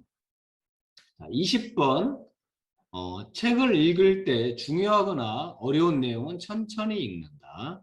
여러분 책 읽을 때 습관을 이렇게 들으셨었나요? 네, 한번 체크해 보시고 21번 공책은 나중에 보아도 이해하기 쉽게 노트 필기가 되어 있다. 자, 여러분 노트 필기를 꼼꼼하게 잘 하시는지 하는 질문입니다. 여기에 대해서 항상 그렇게 하셨는지 아니면 어쩌다 그랬는지 아니면 나는 거의 노트 필기를 하지 않으면 전혀 아니다에 체크를 하시면 되겠습니다. 22번 무조건 외우려 하기보다는 암기 전략을 사용해서 외운다. 네, 그렇죠. 암기 전략이라는 게 있습니다. 여러분 그냥 막 읽는다고 해서 여러분이 공부하고자 하는 내용들이 암기되지 않습니다. 암기 전략을 찾아서 한번 공부하고 거기에 맞게 암기 전략을 사용하면 훨씬 더 잘 외워지고 기억도 오래가게 되어 있습니다. 자, 23번 주로 같은 시간에 같은 장소에서 공부하는 편이다. 그러겠죠. 공부방이라든지 아니면 도서관이라든지 학교 교실이라든지 공부하는 장소가 사실 거의 한정되어 있습니다만 집에서 물론 할 수도 있겠죠. 그렇게 공부를 하시는지 아니면 뭐 버스 같은데 이동하는 과정에서도 공부할 수도 있고요. 자, 24번 어려운 쉬운 문제가 나오면 쉬운 문제부터 풀고 어려운 문제를 나중에 다시 푼다. 이렇게 문제풀이를 해보신 적이 있으실 겁니다. 대부분 학생들이 그렇게 하는 걸로 알고 있습니다만. 자, 25번 구체적인 목표를 세워 그 목표를 달성하기 위해 노력한다. 여러분 목표를 세우고 계획표를 작성하시나요? 자, 하셨다면 좋은 5번에서 4번이나 5번 체크하시면 되겠죠. 26번 매일 규칙적으로 공부한다. 이런 친구가 공부를 잘하는 친구들입니다. 27번 수업 시간에 발표하기를 좋아한다. 아주 적극성이 있고 공부에 대해서 흥미가 많은 친구들이죠. 자, 28번 책을 읽을 때 제목, 소제목, 차례 같은 것을 자세히 본다. 그래야겠죠. 그렇지 않으면 책을 읽어도 내용이 어떤 내용인지 감도 잘 안 오고 내 공부 기억에도 안 남고 공부를 조금 집중해서 하기가 어렵습니다. 과연 이렇게 내가 평상시에 책을 읽을 때 이런 습관을 들이셨는지 한번 생각을 해보십시오. 29번 선생님이 수업 시간에 정리해 주신 내용은 교과서나 노트에 꼼꼼하게 기록한다. 자, 이게 굉장히 중요합니다. 평소 수업할 때 여러분 얼마만큼 기록하는지 여기에 따라서 여러분 공부 실력이 나옵니다. 30번 나는 내 나름대로 쉽게 암기하는 방법을 가지고 있다. 와, 이렇게 하는 친구들은 정말 공부를 잘할 준비를 잘 하고 있는 친구들입니다. 자, 31번 공부할 때 다른 생각이 들어 집중이 잘 안 되지 않을 경우 집중하는 방법을 알고 있다. 그렇죠. 여러분 공부하다 보면 집중이 흐트러질 경우가 많이 있습니다. 그럼에도 불구하고 자신만의 어떤 집중하는 방법을 갖고 있는 친구들은 바로 또 마음을 집중으로 연결해서 학습을 제대로 이어나갈 수 있겠죠. 자신만의 집중하는 방법이 있는지 한번 생각해 보시고요. 이 32번 시험을 보기 전에 공부할 내용을 모두 공부하여 정리하고 시험을 치른다. 와, 이런 친구들은 성적이 잘 나오겠죠. 자, 나도 시험 볼 때 이렇게 했었는지. 33번 공부를 하는 것은 나에게 도움을 준다. 이런 생각을 가진 친구들은 평상시에도 공부를 많이 하게 될 겁니다. 34번 공부를 하기 전에 먼저 계획을 세우고 그 계획에 따라 공부를 시작한다. 계획 짜서 공부해야만 쉽게 원하는 공부량을 채울 수가 있습니다. 35번 선생님은 설명을 하면서 나의 눈을 마주치신다. 자, 이건 어떤 의미죠? 선생님이 설명을 하면서 나의 눈을 마주친다는 건 내가 그만큼 선생님의 수업에 집중을 하고 있다는 거겠죠. 선생님은 그 집중하는 학생을 바라보게 돼 있습니다. 자, 이렇게 하지만 집중을 안 하시는 친구들은 눈을 마주칠 수가 없겠죠. 자, 과연 나는 선생님의 눈을 얼마만큼 마주치면서 수업을 들으셨나요?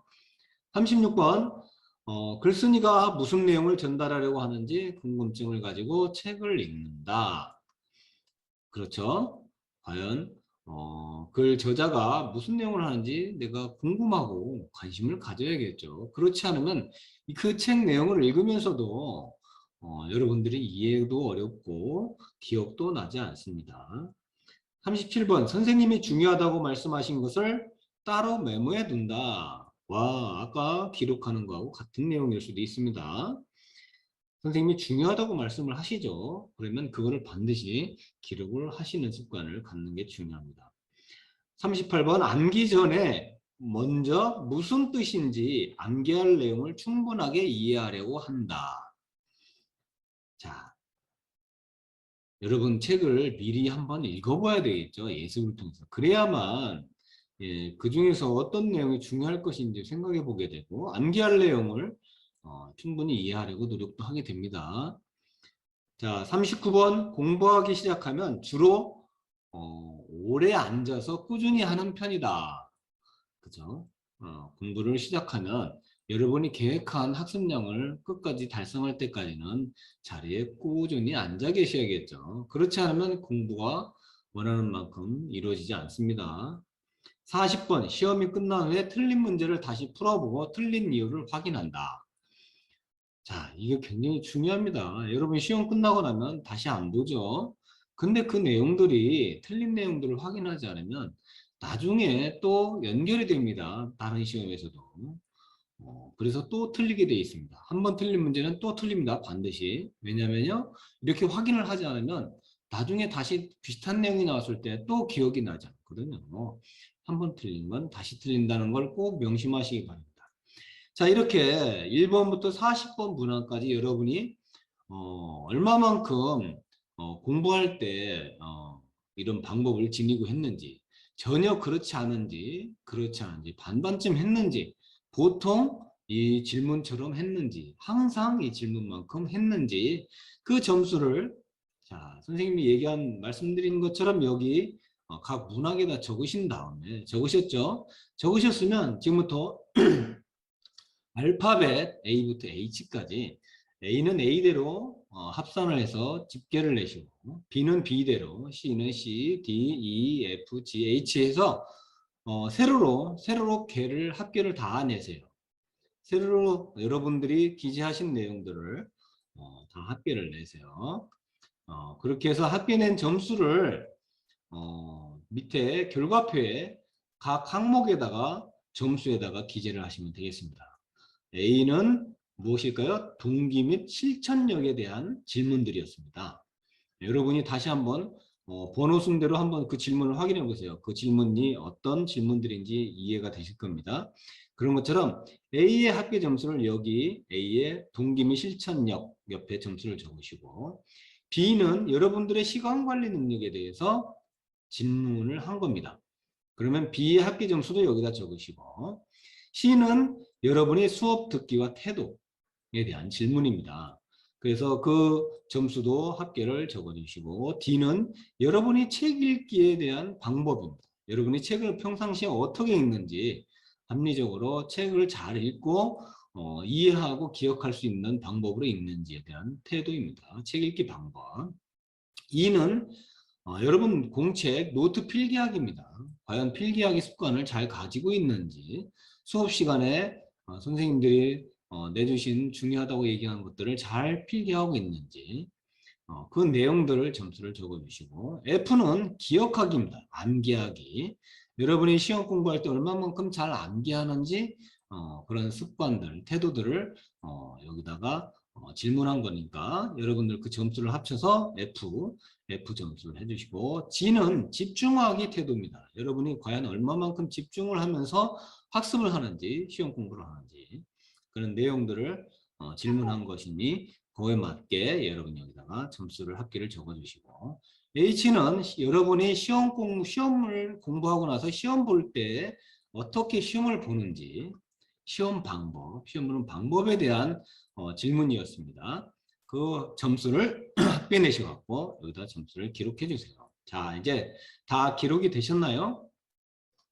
합산을 해서 다 기록하시면 그 점수들을 이제는 여기다 그래프로 그릴 겁니다. 그래서 A 점수는 과연 이게 총 합계 점수에서 제일 많이 나오게 되면 합계 점수가 보통 문항이 5문항씩이기 때문에 우리가 제일 높은 점이 5점이었죠. 여기 올라보시면 5점이었죠. 항상 그렇다. 5점에다가 5문항 하면 5점입니다. 5, 25, 25점입니다. 제일 많이 나오는 점수가 25점이니까 여기에 25점은 제일 꼭대기에다가 검은 동그라미로 해서 진하게 그리시고 점수에 맞게 각 점수에다가 이렇게 기재를 해주세요. 자, 시간 관리의 제일 높은 점수는 25점. 그리고 여기 보면은 한 20점에 맞게 이렇게 다 기재를 해서 그 점수에 맞는 점대로 이렇게 선을 연결해 갖고 그래프를 그려보세요. 그러면 한눈에 내가 어떠한 항목이 점수가 높고 어떠한 항목들이 점수가 낮은지 한눈에 다 볼 수가 있겠죠. 그래프에서. 그 다음에 높은 점수들 3단계 세 항목을 여기다가 기재하시고 최고 낮은 점수 세 항목을 여기다 기재를 하세요. 그럼 여러분의 학습 진단 검사에서 나의 학습 방법의 강점과 약점이 한눈에 다 들어오겠죠. 그러면 여러분이 과연 나의 학습 방법에서 나는 수업 태도가 좋다든지 시간 관리를 잘한다든지 아니면 동기 실천력이 좋다든지 아니면 어떤 집중이 잘 안 된다든지 노트 정리를 못 한다든지 수업 태도가 안 좋다든지 등의 강점과 약점이 나올 것입니다. 그러면 이 강점과 약점 중에서 강점은 더욱더 살리고 약점은 여러분 어떻게 해야 되겠죠? 보완을 하셔야죠. 여러분이 왜냐면 좋은 성적을 얻고 공부를 잘하는 습관을 가지려면 약점을 보완하시지 않고서는 절대로 좋은 성적이 나오기 어렵습니다. 왜냐하면 이 약점들 때문에 강점이 있는데도 불구하고 여러분이 좋은 성적을 못 낼 수가 있기 때문입니다. 강점은 더욱 강하게 발전을 시키시고 약점 보완하셔서 어느 정도 수준까지는 채워주셔야만 여러분이 원하는 성적도 내고 좋은 학습 습관을 가질 수가 있습니다. 자, 이렇게 해서 오늘 여러분과 함께 학습 유형 검사와 더불어 학습 방법 진단 검사를 모두 실시했습니다. 자, 아까 한 학습 유형 검사는 여러분의 적성 그리고 성격, 학습 유형에 대해서 여러분의 진로도 생각해 볼 수 있고 공부 방법 또는 공부 성격, 공부할 때 나의 태도 이런 것들을 다 그 유형에 맞게 나의 유형에 맞게 찾아볼 수도 있고요. 지금 뒤에 한 학습 방법 진단 검사는 현재 내 상황에서 내가 어떤 부분들이 약점이고 어떤 부분들이 장점인지 확인해서 보완할 건 보완하고 또 강한 장점은 장점대로 살릴 수 있는 그런 검사 결과를 여러분이 보았습니다. 그럼 이런 검사 결과에 따라서 여러분이 향후에 선생님과 함께 공부 방법이라든지 시간 관리라든지 이런 것들 함께 공부하면서 나는 이런 부분이 약점이었어. 나는 이런 부분이 강점이었어. 생각하시면서 선생님과 함께 그런 방법들을 공부해 나가면 훨씬 더 여러분 것으로 여러분이 더 약점을 보완하면서 여러분의 장점으로 만들 수 있는 그러한 시간이 될 수도 있습니다. 그래서 이러한 검사 결과를 잘 기억해 두셨다가 선생님과 함께 공부 방법을 공부하실 때 참고하셔 갖고 자기 걸로 잘 만들어 나갈 수 있는 우리 신림중학교 학생 여러분이 되시길 바라겠습니다. 자, 오늘 장시간 수업하느라고 고생하셨고요. 이제 다음 시간부터는 여러분과 함께 본격적으로 어떻게 하면 공부를 잘할지, 어떻게 하면 내가 시간 관리를 잘할지, 공부 방법은 어떤 것들이 있으며 그런 것들을 내가 배워서 어떻게 잘 활용할지 함께 본격적으로 공부 방법 내지는 시간 관리 방법도 함께 공부하는 시간을 해보겠습니다. 이제 다음 시간에는 여러분과 함께 교실에서 만나서 즐겁게 수업 시간을 가지면서 선생님과 함께 대면 수업을 할 수가 있을 겁니다. 더욱더 지금 이렇게 인터넷 수업보다 즐겁고 재미있는 수업으로 끌어갈 예정이니 많은 기대를 해주시고 건강하게 다음 주에 뵙겠습니다. 고맙습니다.